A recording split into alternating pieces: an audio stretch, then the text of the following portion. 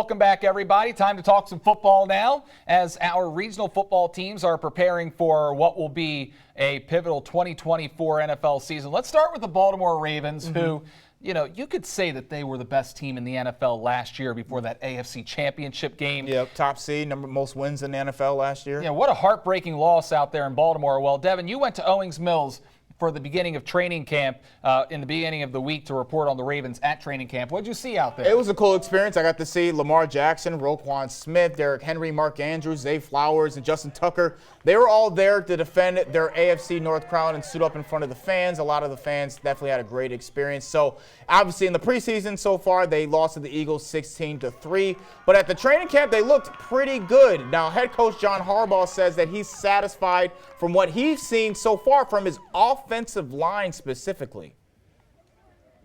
We had a couple little hiccups in protection with some of the younger guys, so just things like that are things we worked through. I did think the offensive line played well. Go back and you watch the tape from a run blocking standpoint and a pass blocking standpoint. Man for man, I thought they played well. So, Devin, the Ravens' next game is against the Atlanta Falcons coming up tomorrow at noon.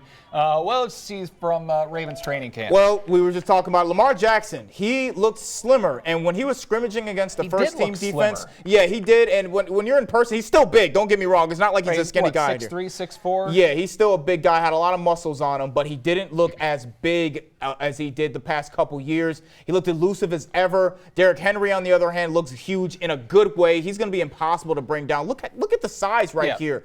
They couldn't contain him in camp, and I see a lot of opposing defenses struggling to contain Lamar Jackson and Derrick Henry as well. That combination is too deadly, Brandon. It'll be interesting to see how much Derrick Henry has left in the tank, because I don't think this team needed many changes from last year.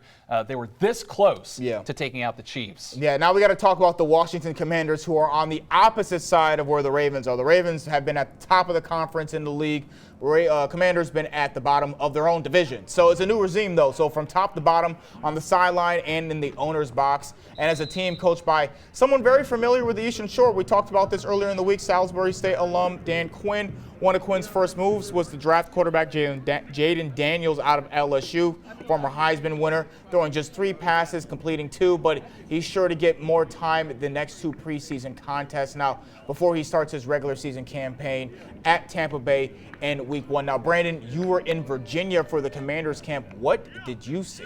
Well, the Commanders, I think they will be an interesting team to watch out for this year, because you've got Dan Quinn, who says that he has made some changes to the way that he coaches the team, specifically running red zone offenses during practices in training camp. And how good will Jaden Daniels be in terms of reading NFL defenses, not tucking and running? Right. How often is he going to stay in the pocket? And how well can the Commanders protect Jaden Daniels? I think is going to be the entire key to this season, because far too many times you see in the NFL, rookie quarterbacks get out there and then they get pummeled because you've got poor offensive lines. Got to protect the quarterback this year. Because they have the weapons too, but if they don't give him the time to actually find those guys, he's just not going to have a successful rookie campaign. So we're all hoping that that he'll have a successful year this year. And now finally we got to talk about the Eagles, saving the best for last. Now they're looking to bounce back from last year's late collapse, finishing the season 1-6 in their last 7 games. Saquon Barkley, C.J. Gardner-Johnson, 2 of the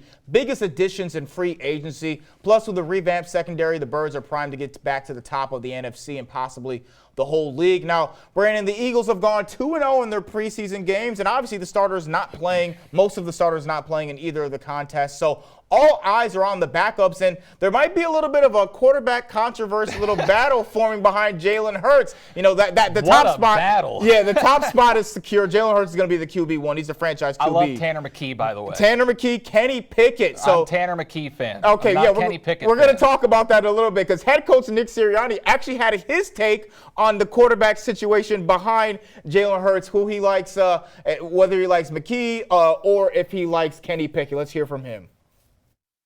I thought they both did some good things today. I think, Kenny was 11 to 13. Ball only hit the ground twice. He had some pressure on him. Tanner played well. I think he was 15 to 19 today. But made some good throws. I thought Will did some good things. I'm happy they're all on the roster right now, and I really am. That's a good room, and they're all helping Jalen. They're all helping each other, and I love that.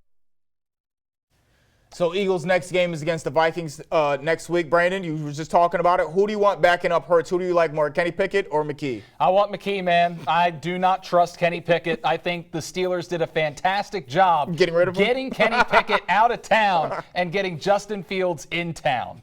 I love the accuracy that Tanner McKee showed and the poise in that last-second drive against the Patriots. Now, coming up, we got a case of abuse that has left many people devastated. We'll have that story and more coming up next on Delmarva Sports Insider.